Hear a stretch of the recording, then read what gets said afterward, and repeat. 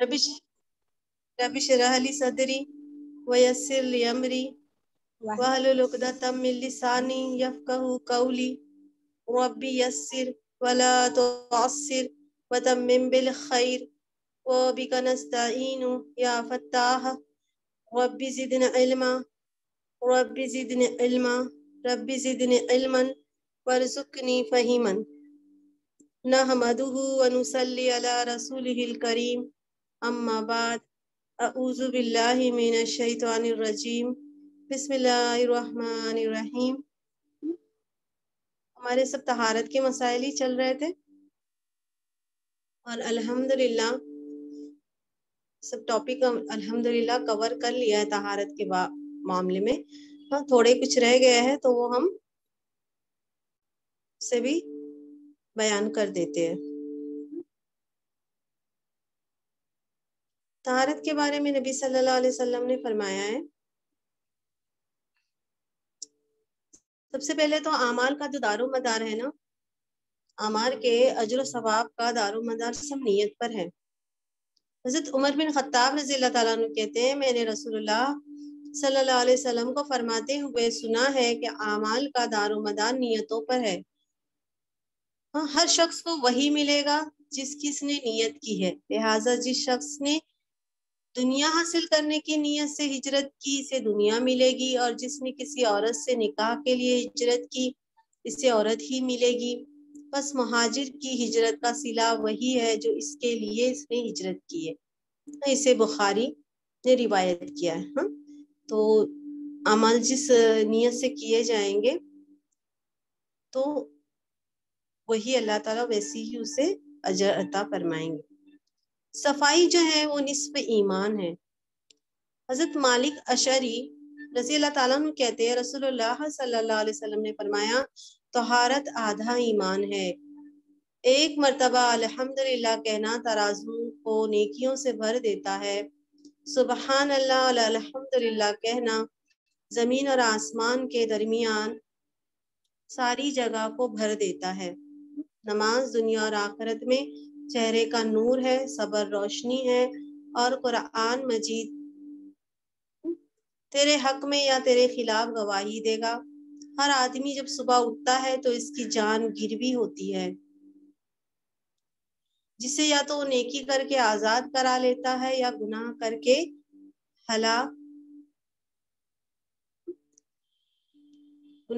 हलाक करता है। इसे मुस्लिम ने रिवायत किया है।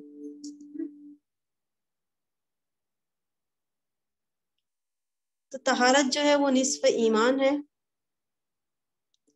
तो तहारत का बहुत ख्याल रखा जाए। इस्लाम में तहारत के लिए बहुत नबी सल्लल्लाहु अलैहि वसल्लम ने ताकीद फरमाई है।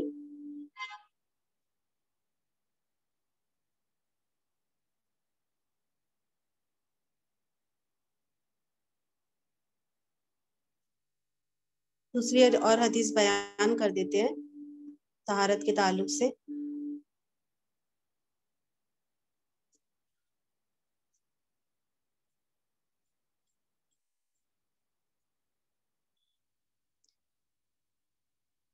तो पहले तो ये फरमाया गया कि सफाई जो है निस्फ ईमान है। आप सल्लल्लाहु अलैहि वसल्लम ने फरमाया आधा ईमान क्या है? सफाई है। और एक मर्तबा अगर किसी ने अल्हम्दुलिल्लाह कहा तो वो कहना तराजू को नेकियों से भर देता है, और सुबहान अल्लाह अल्हम्दुलिल्लाह कहना जमीन आसमान के दरमियान सारी जगह को भर देता है। नमाज दुनिया और आखिरत में चेहरे का नूर है, और सब्र जो है वो रोशनी है। सब्र जो है वो रोशनी है ना। पुलसिरात के लिए भी रोशनी की जरूरत होगी, कब्र में हर जगह। तो सब्र एक रोशनी का काम देगा। और कुरान मजीद जो है वो कयामत के रोज तेरे हक में या तेरे खिलाफ गवाही देगा। नबी सल्लल्लाहु अलैहि वसल्लम ने फरमाया कि कुरान तुम्हारे हक में गवाही देगा या तुम्हारे खिलाफ गवाही देगा। मुराद ये है कि अगर कुरान के मुताबिक कुरान को पढ़ा समझा, उसको उसके मुताबिक जिंदगी میں جو اعمال کیے اس کے مطابق کیے ہیں تو قرآن اس شخص کے حق میں گواہی دے گا، اور جس نے قرآن کو کوئی اہمیت نہیں دی، اس کے مطابق زندگی نہیں گزاری، تو وہ قرآن اس کے خلاف گواہی دے گا۔ ہر آدمی جب صبح اٹھتا ہے تو اس کی جان گروی ہوتی ہے، جسے یا تو نیکی کر کے آزاد کرا لیتا ہے یا گناہ کر کے ہلاک کر دیتا ہے۔ اسے کتاب مسلم نے روایت کیا۔ اب وضو کرنے سے ہاتھ اور پاؤں کے تمام صغیرہ گناہ معاف ہو جاتے ہیں۔ وضو طہارت کرنے سے ہاتھ اور پاؤں کے تمام صغیرہ گناہ معاف ہو جاتے ہیں۔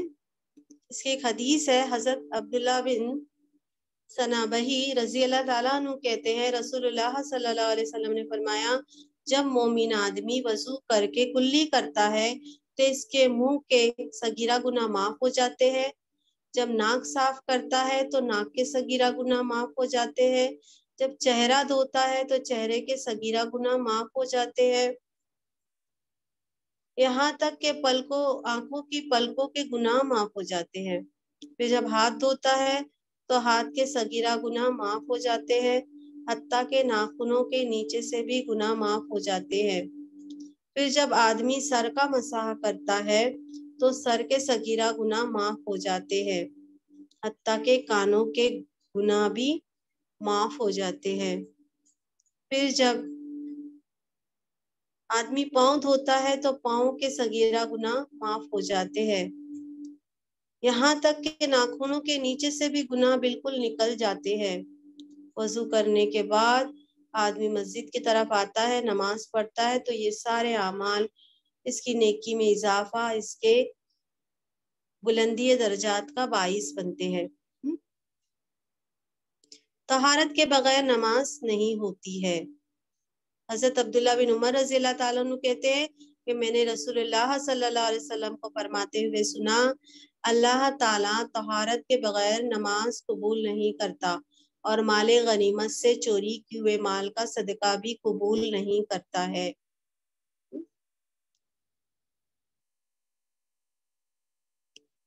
فرمایا پیشاب کرنے کے بعد طہارت سے غفلت برتنے سے عذاب قبر ہوتا ہے۔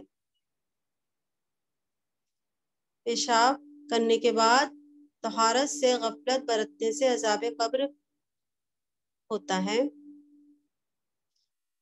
حضرت ابن عباس رضی اللہ تعالیٰ عنہ کہتے ہیں رسول اللہ صلی اللہ علیہ وسلم نے فرمایا، قبر میں زیادہ تر عذاب پیشاب کے معاملے میں ہوتا ہے، لہٰذا اس سے احتیاط کرو۔ اسے طبرانی حاکم دارقطنی نے روایت کیا ہے۔ پانی پاک ہے اور پاک کرنے والا ہے۔ حضرت ابو ہریرہ رضی اللہ تعالیٰ عنہ کہتے ہیں کہ ایک آدمی نے رسول اللہ صلی اللہ علیہ وسلم سے پوچھا، اے اللہ کے رسول، ہم سمندر کا سفر کرتے ہیں تو تھوڑا سا پانی ساتھ لے جاتے ہیں، اگر اس سے وضو کر لے تو پیاسے رہ جائیں گے، کیا ہم سمندر کے پانی سے وضو کر سکتے ہیں؟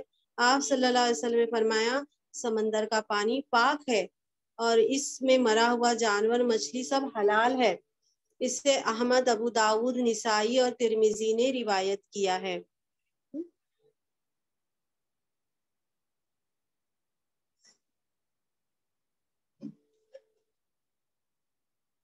رفع حاجت کے لیے بیت الخلاء میں داخل ہونے کی دعا، مسنون دعا وہ بتا دیے تھے۔ بیت الخلاء میں اللہ کے نام کی کوئی چیز ساتھ نہیں لے جانی چاہیے۔ حضرت انس بن مالک رضی اللہ تعالیٰ عنہ فرماتے رسول اللہ صلی اللہ علیہ وسلم جب بیت الخلاء میں جانے کا ارادہ فرماتے تو اپنی انگوٹھی جس پر محمد رسول اللہ تحریر تھا اتار دیا کرتے تھے۔ اسے ترمذی، نسائی اور ابن ماجہ نے روایت کیا ہے، یعنی کوئی ایسی چیز جس پہ اللہ کا نام لیا گیا ہو تو وہ بیت الخلاء میں نہیں لے جانا چاہیے۔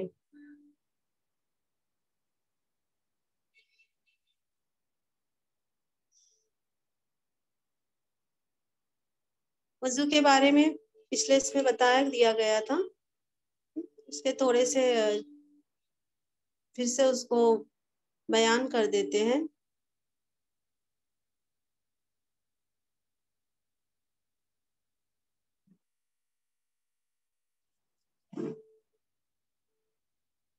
जनाबत के मसाइल बयान कर दिए गए थे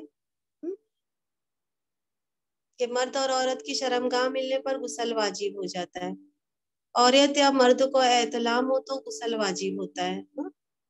ये दो जब ऐसा मामला हो तो गुस्ल क्या हो जाता है, वाजिब हो जाता है। एहतलाम बताया था, रात में नींद वगैरह में इस तरीके से डिस्चार्ज हो जाए तो उसे एहतलाम कहते हैं, या मर्द को हो या औरत को गुस्ल वाजिब हो जाता है। मजी आने से गुस्ल वाजिब नहीं होता है, दिन में कुछ ऐसा डिस्चार्ज होता है तो उससे गुस्ल वाजिब नहीं होता है, बल्कि शर्मगाह धोकर वजू कर लेना काफी हो जाता है। हजरत अली रज़ी अल्लाह ताला अन्हु कहते हैं, मुझे मजी की शिकायत थी। मैं नबी अकरम सल्लल्लाहु अलैहि वसल्लम से मसला दरियाफ्त करने में शर्म महसूस करता था, क्योंकि आप सल्लल्लाहु अलैहि वसल्लम की बेटी मेरे निकाह में थी। चुनांचा मैंने हजरत मकदाद बिन असवद रज़ी अल्लाह ताला अन्हु से दरख्वास्त की कि रसूलुल्लाह सल्लल्लाहु अलैहि वसल्लम से मसला पूछे। चुनांचा हजरत मकदाद बिन असवद रज़ी अल्लाह ताला अन्हु ने आप सल्लल्लाहु अलैहि वसल्लम से मसला दरियाफ्त किया तो आप सल्लल्लाहु अलैहि वसल्लम ने फरमाया, अली पेशाब की जगह धोकर वजू कर लिया करे। इसे मुस्लिम ने रिवायत किया है। दोबारा सोबत करने से पहले वजू करना मुस्तहिब है। अबू सईद खुदरी रज़ी अल्लाह ताला अन्हु कहते हैं कि रसूलुल्लाह सल्लल्लाहु अलैहि वसल्लम ने फरमाया, जब कोई आदमी अपनी बीवी से सोबत करे फिर दोबारा करना चाहे तो इसे वजू करना चाहिए। इसे मुस्लिम ने रिवायत किया है।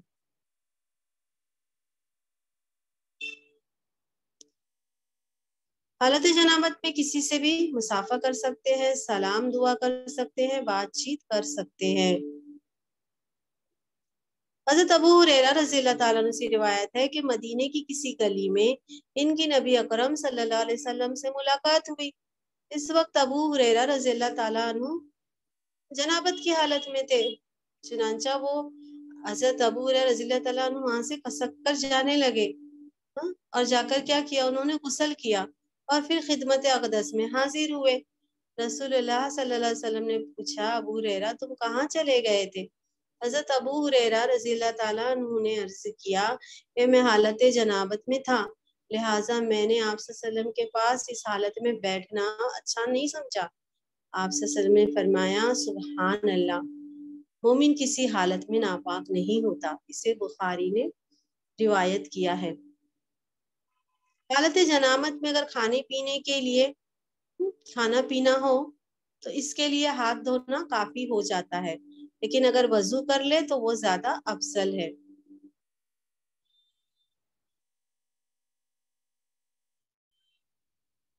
हालत जनाबत में ज़बानी अल्लाह का जिक्र करना जायज है।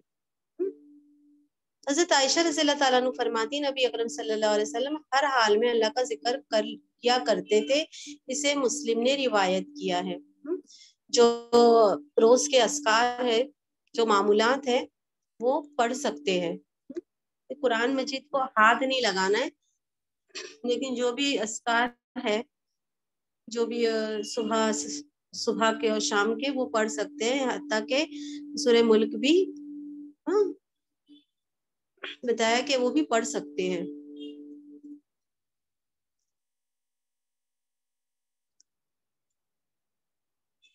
जुम्बी को कुरान पाक पढ़ना या पढ़ाना मना है। हालत जनाबत में कुरान पाक को न पढ़े न पढ़ाए।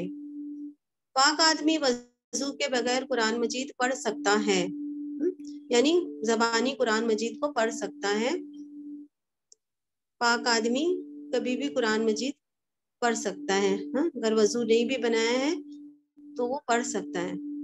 हज़रत अली रज़ी अल्लाह ताला अन्हु फरमाते, नबी अकरम सल्लल्लाहु अलैहि वसल्लम हालत जनाबत के अलावा हर हाल में हमें कुरान मजीद पढ़ाया करते थे। हालत जनाबत में अगर गुस्ल करना पॉसिबल ना हो तो इसे सोने से पहले वजू कर लेना चाहिए। जुम्बी सोने से कबल गुस्ल ना कर सके तो इसे वजू तो कर लेना चाहिए। हज़रत आयशा रज़ी अल्लाह ताला अन्हा से रिवायत है, नबी अकरम सल्लल्लाहु अलैहि वसल्लम जब हालत जनाबत में सोने का इरादा फरमाते तो अपनी शर्मगाह को धोकर नमाज की तरह वजू फरमा लेते। इसे बुखारी ने रिवायत किया है। जुम्बी के लिए वजू करके सोना अफजल है। हालत जनाबत में وضو کر کے سونا افضل ہے، لیکن نہ کرنے کی رخصت بھی ہے۔ اس کی بھی ایک حدیث ہے، حضرت عائشہ رضی اللہ تعالیٰ عنہ فرماتے ہیں کہ رسول اللہ صلی اللہ علیہ وسلم حالت جنابت میں پانی کو ہاتھ لگائے بغیر سو جاتے، پھر اٹھ کر غسل فرماتے۔ ہاں، دونوں طریقے سے ہے، مگر وضو کر کے سونا افضل بتایا گیا ہے۔ غسل جنابت میں سب سے پہلے دونوں ہاتھ دھونے چاہیے، پھر طہارت حاصل کر کے وضو کرنا چاہیے۔ غسل جنابت کے لیے پانی میسر نہیں ہو تو غسل کی نیت سے کیا گیا تیمم کافی ہو جاتا ہے۔ حیض کے بارے میں، حیض کے دنوں کی تعداد مقرر نہیں ہے، کسی دن کم کسی دن زیادہ ہو جاتے ہیں، اور مدت حیض ہر عورت کا الگ الگ ہوتا ہے۔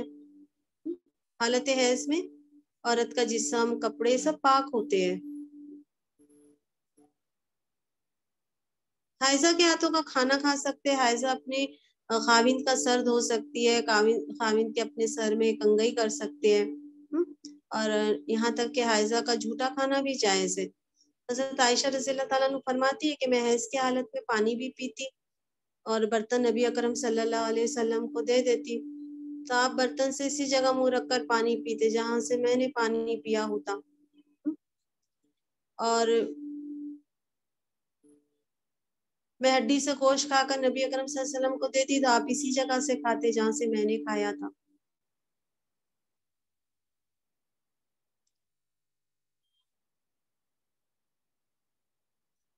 حالت حیض میں عورت سے نفرت کرنا یا کھانا پینے کا علیحدہ اہتمام کرنا ناجائز ہے۔ حائضہ سے صحبت کرنا منع ہے۔ حضرت انس رضی اللہ تعالیٰ عنہ سے دوسری ایک حدیث میں ہے، وہ میں بیان کر دیتی ہوں آگے۔ حائضہ نماز پڑھ سکتی ہے، نہ ہی روزے رکھ سکتی ہے۔ حیض شروع ہوتے ہی روزہ ختم ہو جاتا ہے، خاص سورج غروب ہونے سے ایک لمحہ پہلے ہی کیوں نہ ہو۔ ایک لمحہ پہلے بھی، اگر سورج ڈوبنے کے ایک لمحہ پہلے، کچھ منٹ پہلے ہی اگر حیض آ گیا تو روزہ ختم ہو جاتا ہے، اور حیض کی وجہ سے روزہ ختم ہونے کے بعد کھانا پینا جائز ہے نا۔ بعض لوگ اس بارے میں پوچھتے ہیں کہ ہم کو حیض آ گیا ہے، روزے کی حالت میں تھے، اب کیا کریں؟ تو فرمایا کہ پھر روزہ ختم ہو جاتا ہے تو کھانا کھا پی لینا چاہیے، البتہ اس روزے کی قضا واجب ہوگی، پھر یہ روزے کی قضا کر لینا چاہیے۔ یہ فرض روزے کے بارے میں ہے۔ حائضہ کے لیے روزے کی قضا ہے، نماز کی قضا نہیں ہے۔ اگر کوئی عورت رمضان میں فجر کی اذان سے پہلے حیض سے پاک ہو سکتی ہے تو ہو جائے، اور اگر غسل کا ٹائم نہیں ہے تو پہلے روزہ رکھ لے، بعد میں غسل کر سکتی ہے۔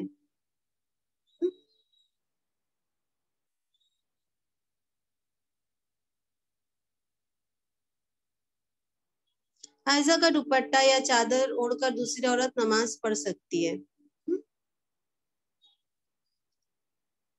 حیض کا خون نہ لگے تو حائضہ کے کپڑے پاک ہی رہتے ہیں، جنہیں دھوئے بغیر بھی وہ استعمال کر سکتی ہے۔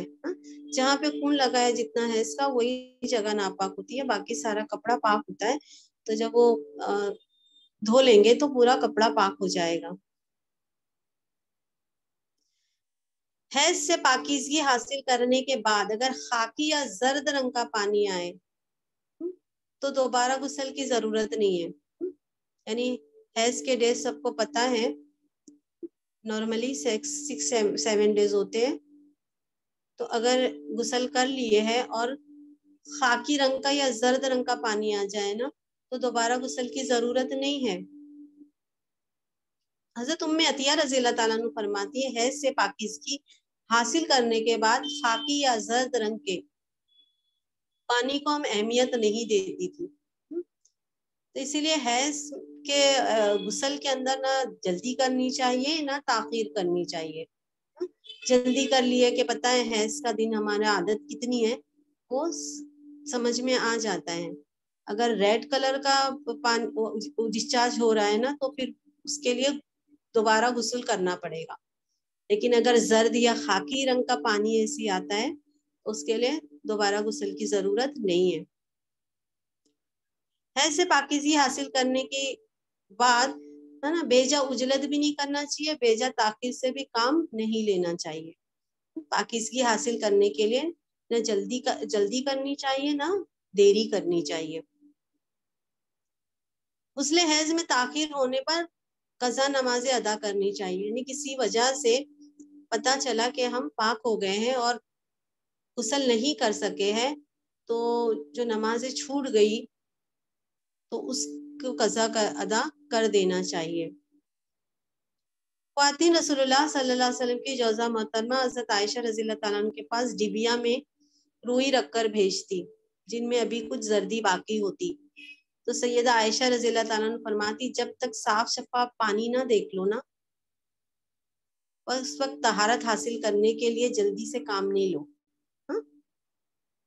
جلدی سے کام نہیں لو, صاف شفاف پانی دیکھ لو, سمجھ میں آ جائے گا کہ اب ہم پاک ہو گئے ہیں تبھی غسل کرنا چاہیے. اس سے سیدہ عائشہ رضی اللہ تعالیٰ عنہ کی مراد حیض سے طہارت حاصل کرنا ہوتی ہے. اسے بخاری نے روایت کیا ہے.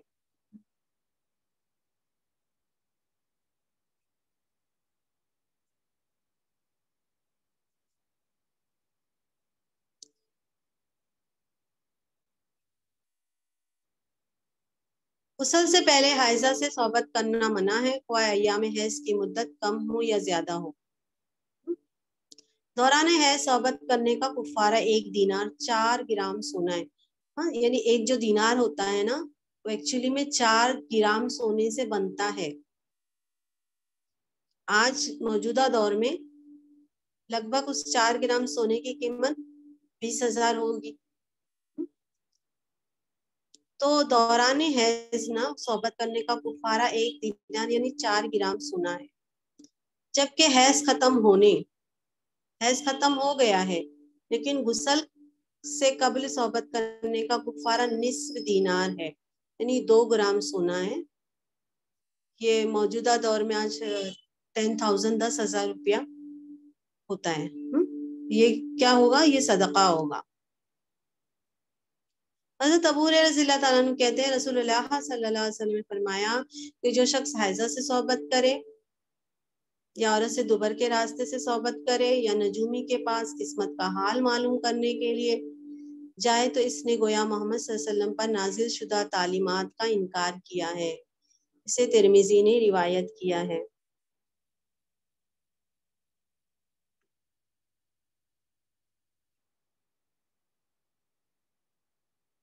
سب مسائل بیان ہو چکے ہیں استحاضہ کے بھی اور حیض کے بھی.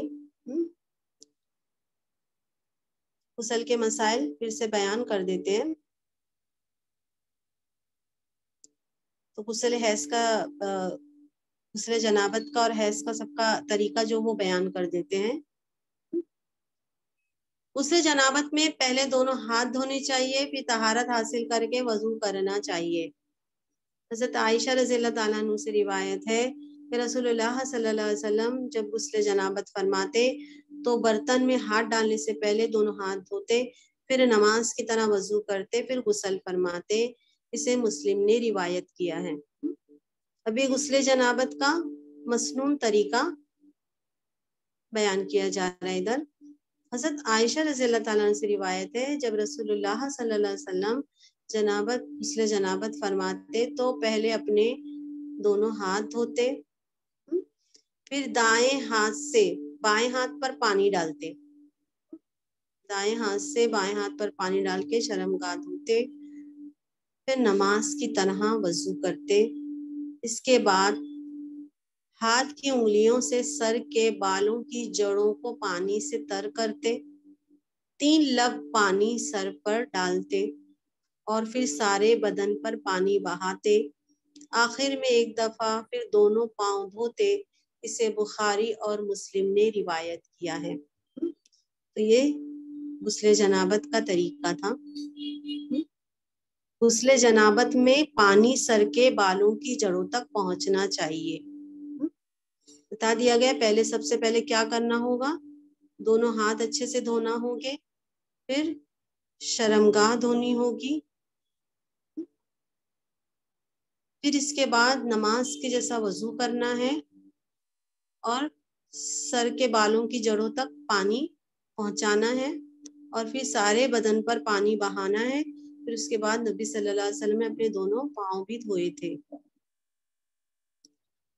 حضرت ثوبان رضی اللہ تعالیٰ عنہ سے روایت ہے کہ صحابہ کرام نے نبی کرم صلی اللہ علیہ وسلم سے غسل جنابت کے بارے میں سوال کیا تو آپ نے فرمایا مرد اپنے سر کے بال کھولے اور انہیں دھوئے یہاں تک کہ پانی بالوں کی جڑوں تک پہنچ جائے، اور عورت کے لیے بالوں کو کھولنا ضروری نہیں ہے بلکہ وہ اپنے دونوں ہتھیلیوں سے 3 لب پانی اپنے سر پر ڈال دے پھر غسل کر لے۔ 3 لب پانی ہوئی ہاتھوں میں لے کر 3 مرتبہ۔ نیل پالش ہو یا کوئی دوسری چیز ایسی ہو جو جسم تک پانی نہ پہنچنے دے رہی ہو تو اسے دور کر دینا چاہیے کہ پھر غسل مکمل نہیں ہوتا ہے۔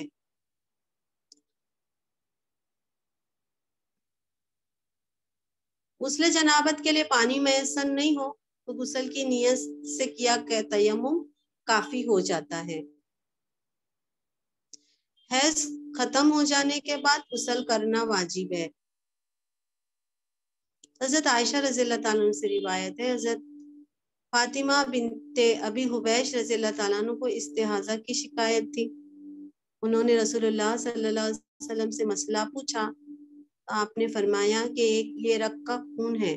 استحاضہ بتایا تھا نا آپ کو، حیض کے علاوہ بھی بلیڈنگ ہوتی ہے، تو فرمایا کہ ایک رگ کا خون ہے، حیض کا نہیں ہے۔ جب حیض شروع ہو تو نماز چھوڑ دو اور جب حیض ختم ہو جائے نا تو غسل کر کے نماز ادا کرو۔ اسے بخاری نے روایت کیا ہے۔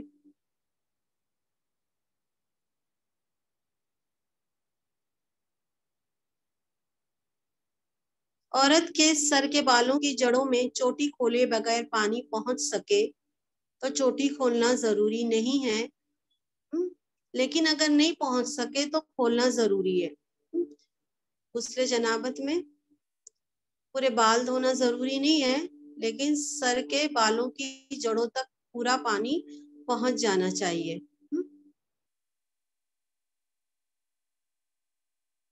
حضرت ام سلمہ رضی اللہ تعالیٰ عنہ کہتی ہے میں نے عرض کیا کہ اے اللہ کے رسول، میں اپنے سر پر چوٹی باندھتی ہوں، کیا غسل جنابت کے لیے کھول لیا کروں؟ آپ صلی اللہ علیہ وسلم نے ارشاد فرمایا نہیں، سر پر 3 لب پانی ڈال دینا کافی ہے، اس کے بعد سارے بدن پر پانی بہا کر پاک ہو سکتی ہے۔ اسے مسلم نے روایت کیا ہے۔ حضرت عائشہ رضی اللہ تعالیٰ عنہ سے روایت ہے کہ جب وہ غسل حیض کرنے لگی تو آپ صلی اللہ علیہ وسلم نے فرمایا کہ اپنے بال کھول لو اور غسل کر لو۔ یعنی غسل حیض میں اور غسل جنابت میں یہی فرق ہے کہ غسل حیض کا جو غسل ہوگا اس میں پورے بال کھول کر اچھے سے اسے دھویا جائے گا، صاف کیا جائے گا، اور غسل جنابت میں بال دھونا ضروری نہیں ہے لیکن سر کی جڑوں تک پانی پہنچنا ضروری ہے۔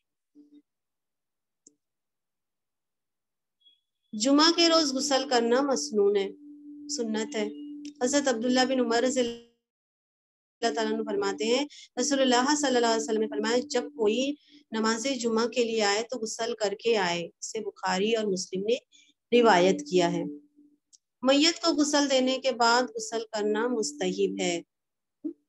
حضرت ابو ہریرہ رضی اللہ تعالیٰ عنہ فرماتے ہیں کہ نبی اکرم صلی اللہ علیہ وسلم نے فرمایا میت کو غسل دینے کے بعد غسل ہے اور میت کو اٹھانے کے بعد وضو ہے۔ اسے ترمذی نے روایت کیا ہے۔ غیر مسلم اگر اسلام قبول کر لے تو اس پر غسل واجب ہو جاتا ہے۔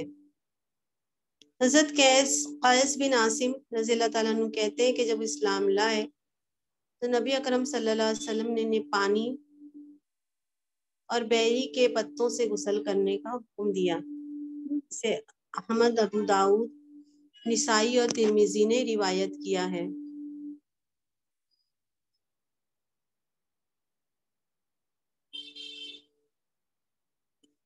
غسل یا وضو کرتے ہوئے پانی کے استعمال میں احتیاط کرنی چاہیے۔